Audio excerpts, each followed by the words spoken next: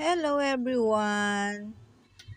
Dito na naman tayo sa isa na naman na napuntahan namin dito sa SM. SM Lanang dito sa Davao. Pumunta kami sa Vikings. At the same time na habang naghihintay kami na makapasok sa loob,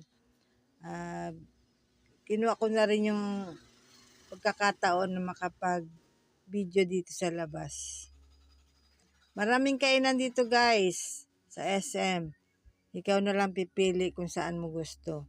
At maganda rin ang lugar habang while waiting sa mga slot ninyo na makapasok, sa mga reservation nyo, sa mga kainan, pwede kayong mamasyal dito sa likod.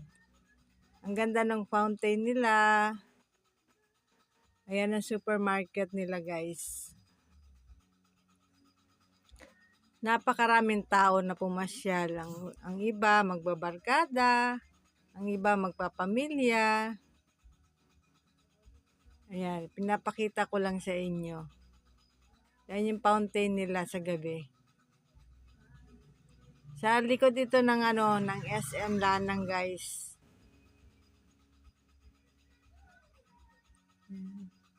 Maraming pumapasyal sa gabi dito. Spending time with my family. At the same time sa kanila rin, sa bawat pamilya nila. Yan ang Friends Baker.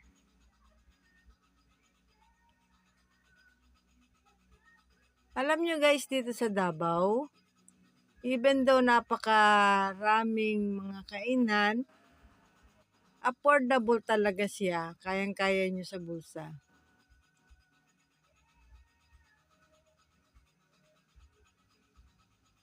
Ayan o, makikita nyo yung bawat pamilya magkakasama. Namamasyal. Ayan, joyful holidays! Let's just be joyful sa ating buhay, sa ating buhay. Ayan yung mesa, yung Davao Famous.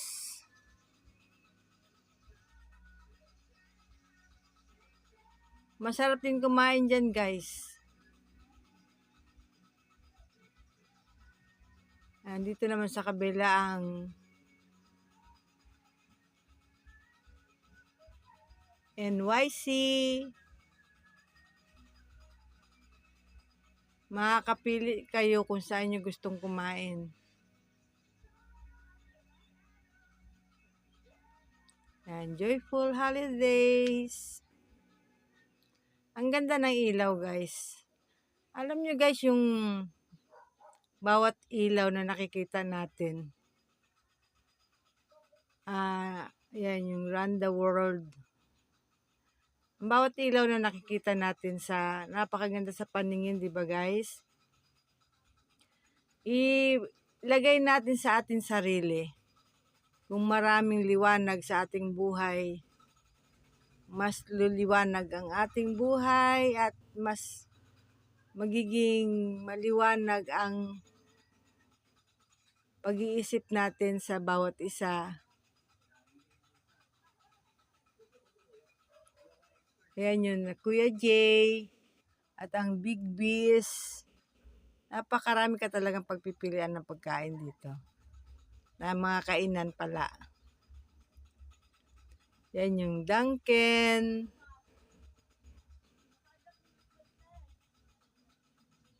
Yan, pwede kang bumili dyan mga pang bring home ninyo sa bahay. Yan yung Shakey's. Alam nyo guys, ang Shakey's, matagal na to kasi maliit pa ako. Meron na yan may Shakey's na talaga sa Olongapo pa. Kaya nga, maganda talaga yung yung maganda siguro pagkahawak nila sa negosyo kasi until now, nandyan pa rin siya. Ito na yung Christmas tree nila sa likod. Napakaraming ilaw. Yan yung sinasabi ko sa inyo guys na mas maraming ilaw sa buhay ninyo, mas maliwanag. At sana yung liwanag na nasa puso natin sa bawat isa ay magawa natin na spread natin sa ibang tao. Spread natin ng kabutihan at pagmamahal sa ibang tao. Masarap ang doon, ang tinapay sa Bread Talk. Hindi kayo magsisisi kung bibili kayo doon. Ayan na, ito na yung papasok na yung entrance sa likod sa SM. Pero gustong-gusto ko pa rin balikan itong Christmas tree nila na napakaliwanag, napakaraming ilaw. Sana ilagay din natin sa ating puso ang maraming ilaw natin sa buhay. Spread natin sa bawat isa. Spread ang pagmamahal. Hanggang dito na lang muna ako, guys. Salamat sa pagsama ninyo sa akin na naman sa another vlog ko. At lagi kong sinasabi sa inyo, as always, God bless us all. Ilagay natin ang ating mga puso sa Panginoon, sa Panginoon natin. Thank you.